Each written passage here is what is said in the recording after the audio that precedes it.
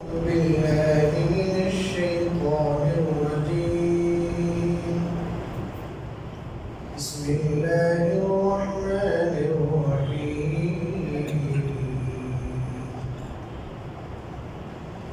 وقاتلوا في سبيل الله الذين يقاتلونكم ولا تعتدوا إن الله لا يحب المعتدين وقتلوهم حيث ثقفتموهم وأخرجوهم من حيث أخرجوكم والفتنة أشد من القتل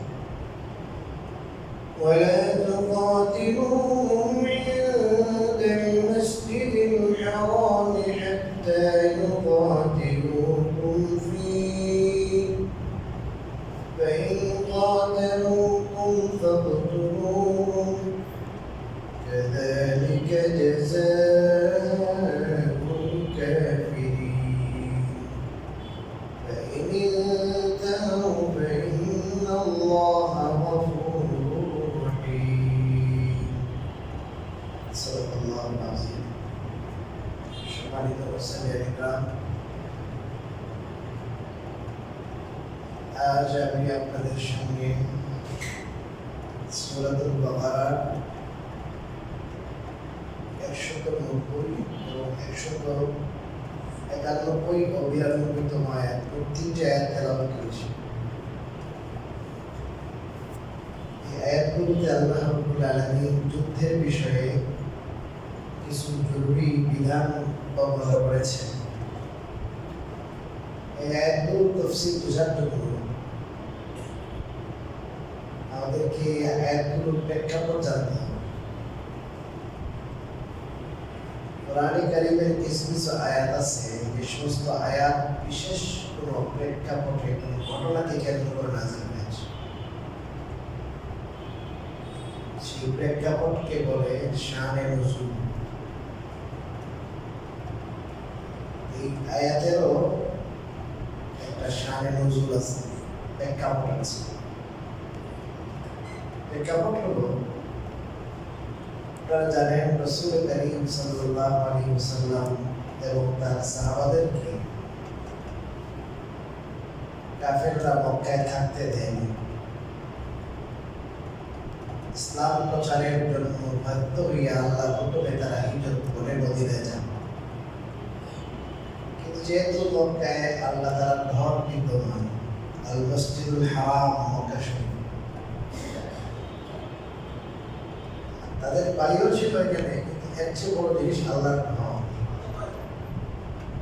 এই জন্য তারা সবসময় এটা চাইতেন যে কিভাবে মক্কায় যাওয়া যায় এবং আল্লাহর ঘরে নামাজ আদায় করা যায়, তাওয়াফ করা যায়। এদের চাওয়া ছিল সাহাবায়ে। যদিও ওনারা অত্যন্ত জুলুমের শিকার ছিলেন, তো আল্লাহ তাআলার হুকুমে রাসূলুল্লাহ সাল্লাল্লাহু আলাইহি ওয়াসাল্লামের পরামর্শে সাহাবায়ে কেরামের একটা বিরাট দল 6 হিজরিতে মক্কা শরীফের উদ্দেশ্যে রওনা দেন। জিলকদ মাসে, রমজানের পরের মাস শাওয়াল, তারপরের মাস জিলকদ। এদের বাড়িঘর থেকে বের করে দিল। এখন আল্লাহর ঘর, এটা তো কারো কোনো রিজার্ভ না, সবার ঘর। এই কাফেরও জানে যে এরা এদের বাড়িঘর আবার দখল করার জন্য, আবার উদ্ধার করার জন্য আসছে। বিষয়টা এমন না। আল্লাহর ঘরের মহব্বত, আল্লাহর ঘরের ভালোবাসা, আল্লাহর ঘরের জিয়ারত, এটার জন্য তাদের মন পাগল, তারা বেকুল, এরাও বুঝে। কিন্তু এরপর এই তাওহীদপন্থী মুসলমান যারা, এদেরকে তারা বাধা দেওয়ার জন্য এগিয়ে আসে খবর পাইয়া, এবং বলে কোনো ক্রমেই তোমরা যেতে পারবে না, এবং উঠে পড়ে আপনার গায়ে পড়ে যুদ্ধ করবে। এটাকে বলে গায়ে পড়ে। তো তো যুদ্ধের একটা প্রেক্ষাপট মানে পুরা পরিস্থিতি হয়ে গেছিল যুদ্ধের। তো এখানে কিন্তু দুই পক্ষ থেকে প্রতিনিধিদের আসা যাওয়া হয়েছে, এখান থেকে মক্কায় গেছে, মক্কা থেকে আবার রাসূলের কাছে আসছে, তো লম্বা ঘটনা। শেষমেশ যুদ্ধ হয় নাই, সাহাবায়ে কেরাম তো পুরো যুদ্ধের দরকার বায়াত পর্যন্ত করছে। এই বায়াত ছিল বায়াত আল মউত, যে আমরা যুদ্ধ করবো, প্রয়োজনে মারা যাবো, চাপ দিয়ে দিব। পরবর্তীতে যুদ্ধ হয় নাই, সুলহ হয়েছে, সন্ধি হয়েছে। এটা হুদাইবিয়া নামক স্থানে সন্ধি হয়েছিল, এই জন্য এটাকে বলে সুলহ হুদাইবিয়া, হুদাইবিয়া সন্ধি। এই সন্ধি একটা পয়েন্ট ছিল, একটা দফা ছিল, এর মধ্যে একটা দফা ছিল, একটা দফাও বাহ্যিকভাবে মুসলমানদের পক্ষে ছিল, বাহ্যিকভাবে। এর মধ্যে একটা দফা ছিল মুসলমানরা তো একবারে সব বলছে যে আমরা দান দিয়ে দিব। এমন প্রেক্ষাপটে কেউ একজন মুসলমানও এমন নাই যে এনারা চান যে ফিরে গেলে ফিরে যায়, দরকার নাই। বলছে না, আল্লাহর ঘরে যাবো আমরা, আল্লাহর ঘরে কি তো আফা করবো আমরা, আর তো কোনো কিছু না, আমরা তো যুদ্ধ করার জন্য আসি নাই, আমরা কি অপরাধ করছি, আমরা যেতে দেবে না কেন? আমরা এই বাধা দূর করে হলেও কি করবো, আল্লাহর ঘরে জিয়ারত করবো, তো আফা করবো। মদিনায় যাওয়ার পরে এদের ইমান তো আরো বেশি কি হয়েছে, বৃদ্ধি পেয়েছে। মক্কাতে তো পোড়া খাওয়া ইমানদার, বুঝলেন না? কিন্তু সাহাবায়ে কেরাম যখন হঠাৎ সন্ধি হইল, মেনে নিতে পারছিলেন না। কিসের সন্ধি, কিসের যুদ্ধ, ওদের সাথে যুদ্ধ করবো, মারা যাবো। রাসূলের হাতে বায়াত হয়েছে, আল্লাহ রাব্বুল আলামিন আয়াত নাযিল করছেন, ইন্নাল্লাযীনা ইউবাইউনাকা ইন্নামা ইউবাইউনাল্লাহ ইয়াদুল্লাহি ফাওকা আইদিহিম। হে নবীজি, যারা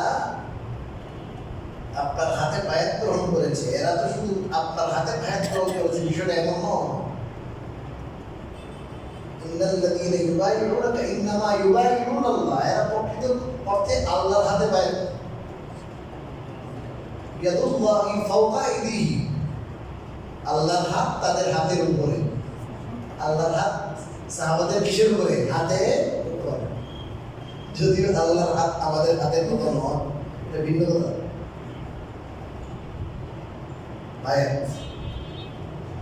কত খুশি হয়ে গেছে আল্লাহ, মরার জন্য আল্লাহর জন্য জান দিতে একবারে রেডি। বায়াত হয়েছে এই কথার উপরে। আল্লাহ রাসূল বায়াত করলাম, আপনার হাতে হাত রেখে ওয়াদা করলাম, আমরা যুদ্ধ করবো আপনার দ্বীনের জন্য, প্রয়োজনে আমরা মারা যাবো। বায়াত আল মউত। এই যে একটা প্রেক্ষাপট আসছে, হঠাৎ করে উল্টে গেছে। সন্ধি হইল, সন্ধির মধ্যে একটা দফা ছিল, আপনার এই বছর ফিরে যাবেন,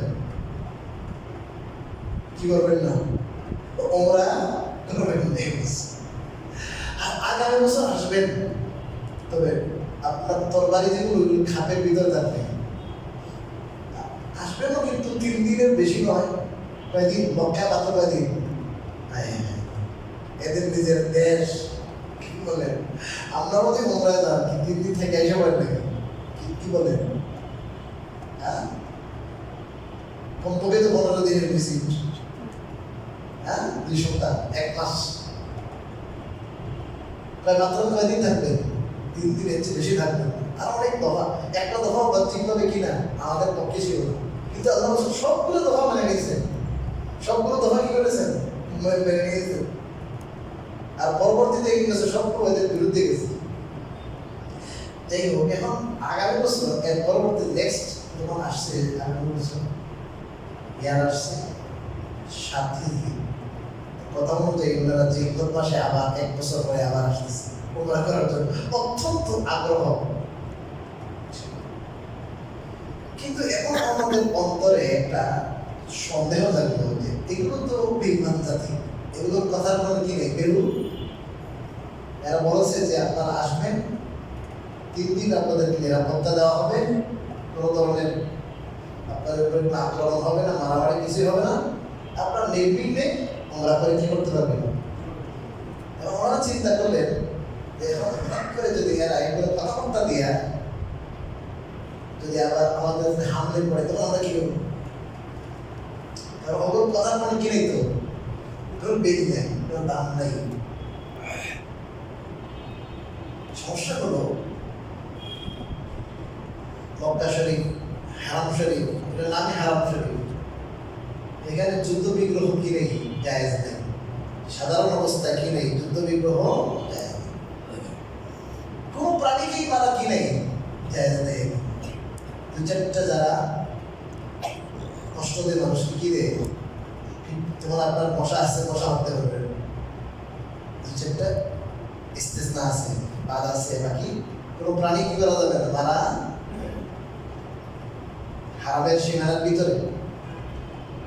এবং 4টা মাস সম্মানিত, এখানে জিলকাদ, জিলহজ, মুহররম আর রজব। এই 4 মাসে এই জাহিলি যুগে এরাও বুঝতো যে 4টা সম্মানিত মাস, এই 4 সম্মানিত মাসে কি করা যাবে না, যুদ্ধ করা যাবে। এখন এই মাস তো জিলকদ মাস, হারাম মাস। আবার যদি তারা যদি হেরেমের ভিতরে দাখিল হওয়ার পরে যদি কি করে এরা যুদ্ধ শুরু করে, হঠাৎ করে আমাদের উপরে আক্রমণ শুরু করে, তখন আমরা কিভাবে কি করব? যদি আমরা প্রতিহত না করি, যুদ্ধ না করি, তাহলে তো আমরা উমরা করতে পারবো না। বাধা তো কি করতে হবে, দূর করতে হবে না? এখন এমন একটা সন্দেহ জাগে সাহাবাদের ভিতরে, তখন আল্লাহ রাব্বুল আলামিন এই সন্দেহ অপনোদন করেছেন, সন্দেহ দূর করেছেন এই আয়াতের মাধ্যমে।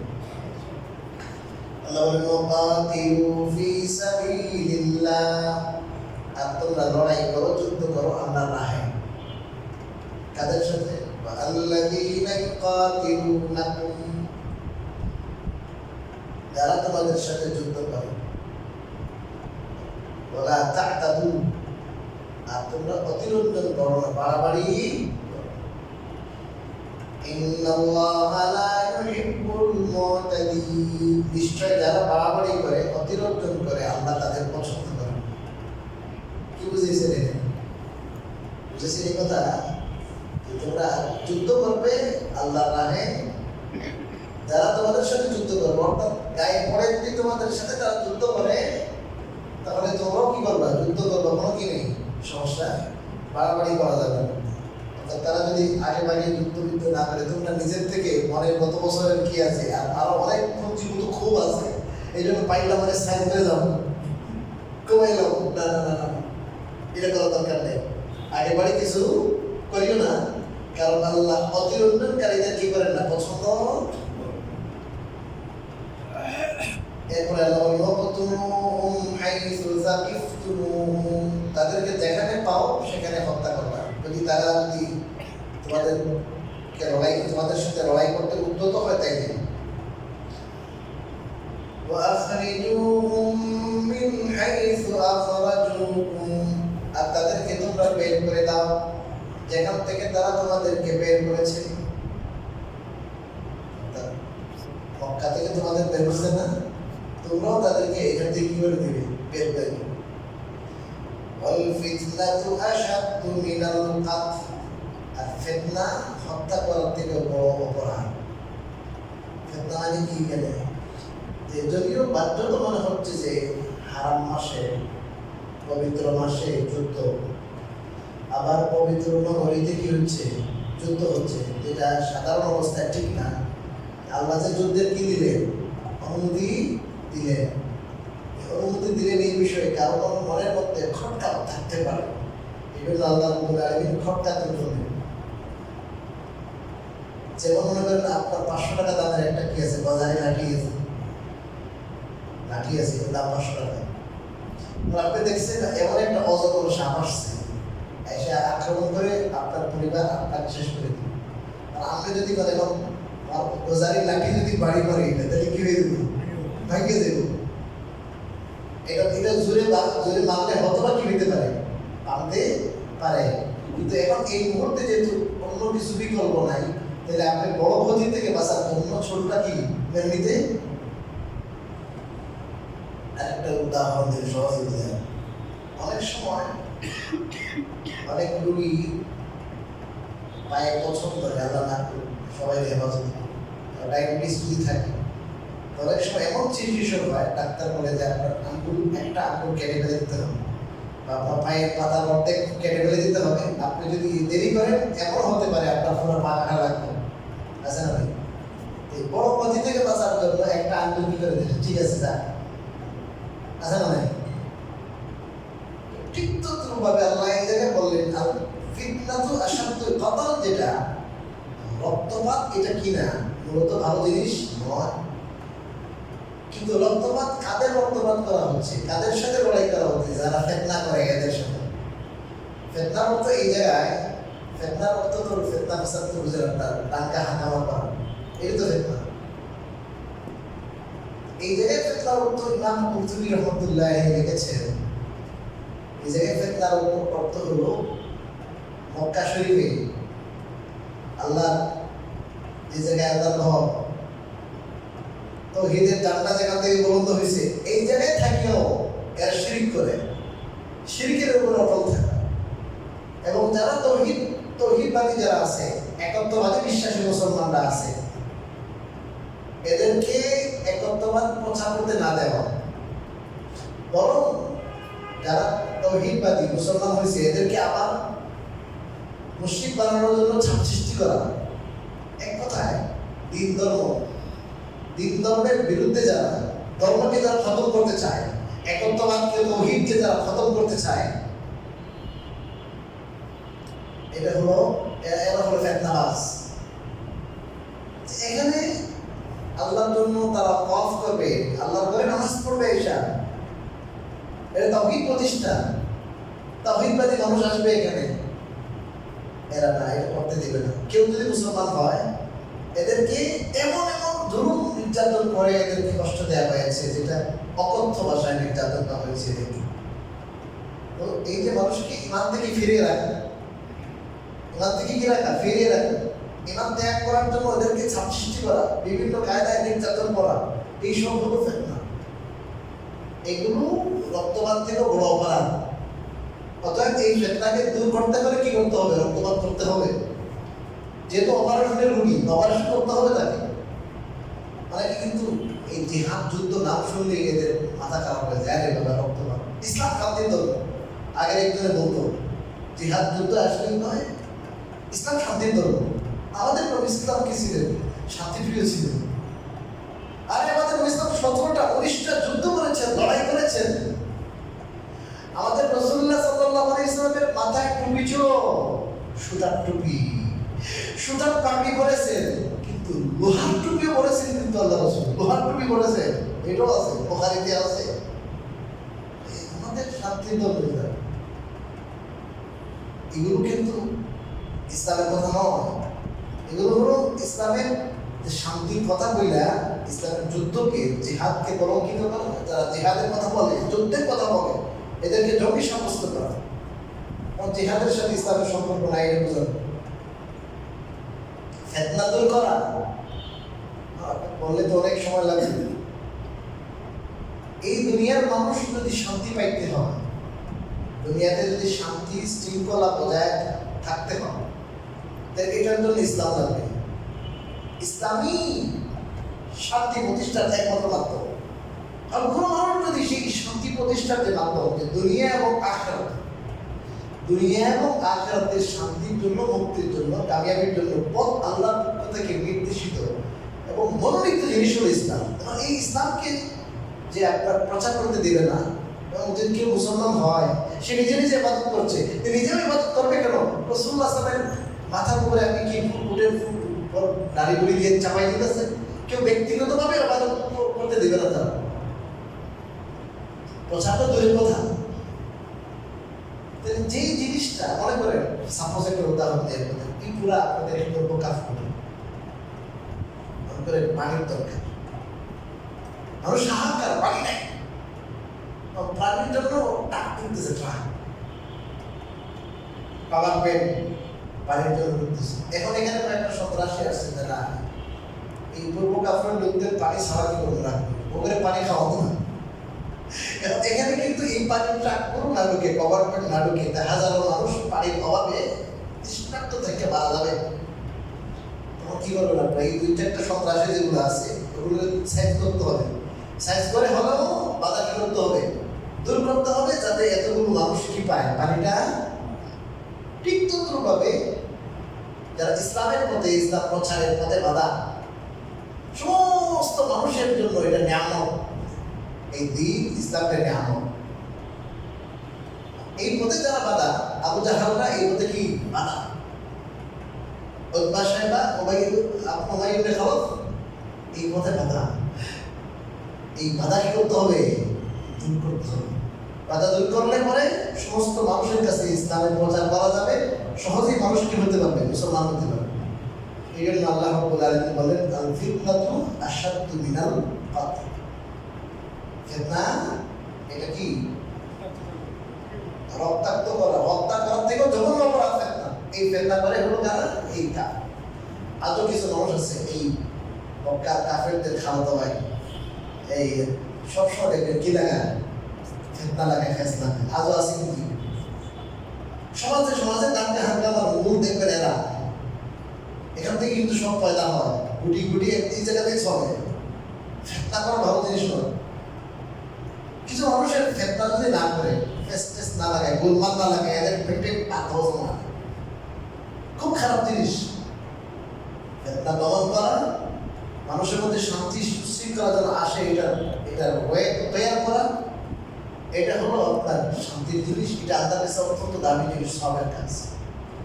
সাহাবাদেরকে এটা বুঝাই দেবেন, দেখেন আপনারা তো রক্তপাত চান না, ঠিক আছে, এরা তো ফিতনা করবে, উঠে পড়ে লাগবে, ইসলামের প্রচার বাধা, আপনারা দিনে আমল করবেন, এই পথে বাধা। আপনার এই বাধাকে কি করেন? দূর করেন। রক্তাক্ত করা হারাম মাসে মসজিদুল হারামের কাছে অবশ্যই এটা গর্হিত কাজ, কিন্তু এছাড়া তো কোনো কি নেই, উপায়। ولا تقاتلوهم عند المسجد الحرام حتى يقاتلوكم فيه। তাদের সাথে যুদ্ধ করোনা, লড়াই করোনা মসজিদে হারামের কাছে, যতক্ষণ না তারা তাতে তোমাদের সাথে লড়াই করবে।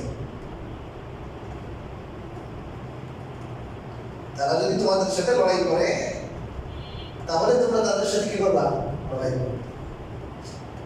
এখানে মুফাসসিরে কেরাম খুব মজার কথা বলেছেন, সত্য কথা।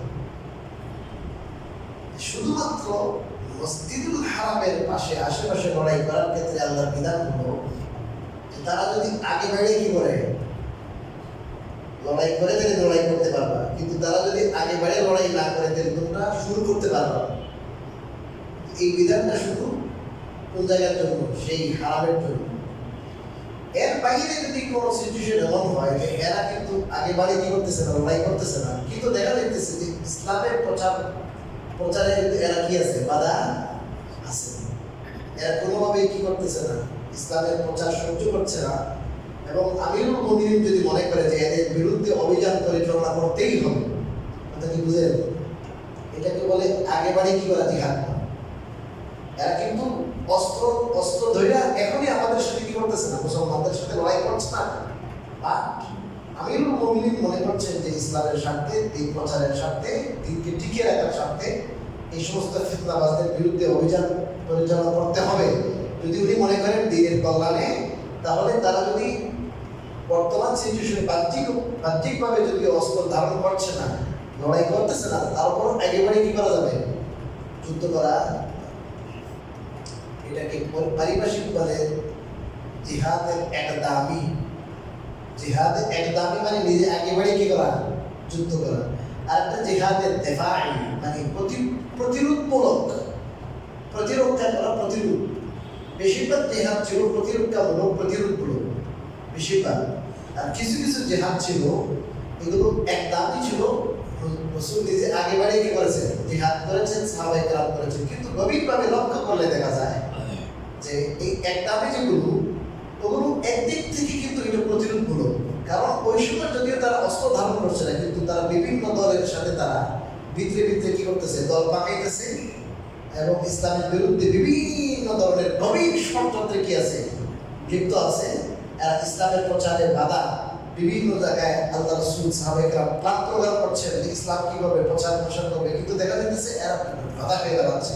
ষড়যন্ত্রের মধ্যে কি আছে, যদিও তারা বর্তমানে দেখা যাচ্ছে না যে বাহ্যিকভাবে যে তারা আমাদের উপরে হামলা করার জন্য ওইখানে নেমে আসছে, প্রচলিত এসে পড়ছে, এরকম না, কিন্তু গভীরভাবে উপলব্ধি করলে দেখা যায় যে এরা বাধা, বিভিন্নভাবে ইসলামের ক্ষতি করার কি করতেছে, চেষ্টা।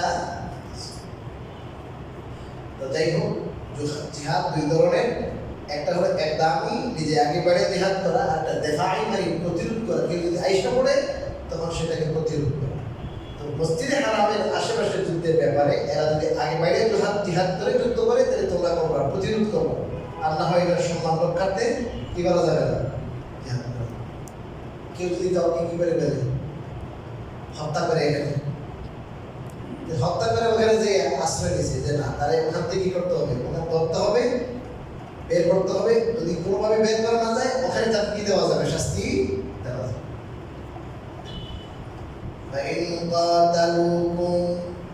তারা যদি তোমাদের সাথে লড়াই করে, ফাকতুলুহুম, তাহলে তোমরা তাদের সাথে লড়াই করো।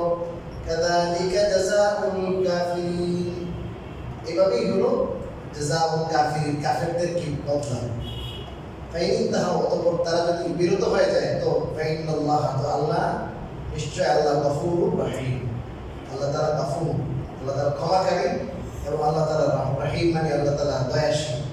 তো আল্লাহ রাব্বুল আলামিন যদি তারা তাদের যে কার্যকলাপ আছে, ইসলামের বিরুদ্ধে ফিতনা করা, ফাসাদ করা, শিরকের উপর অটল থাকা, মানুষকে ইসলামের দিকে আসতে না দেয়া, বাধা দেওয়া, এই সমস্ত কার্যকলাপ থেকে, লড়াই থেকে, যুদ্ধ বিগ্রহ থেকে তারা যদি বিরত হয়ে যায়, তাহলে আগের গুনাহ আল্লাহ কি করে দিবে, মাফ করে দিবে, কারণ আল্লাহ তাআলা রহমান। তো আল্লাহ রাব্বুল আলামিন আমাদেরকে এই কথাগুলো বোঝায় এবং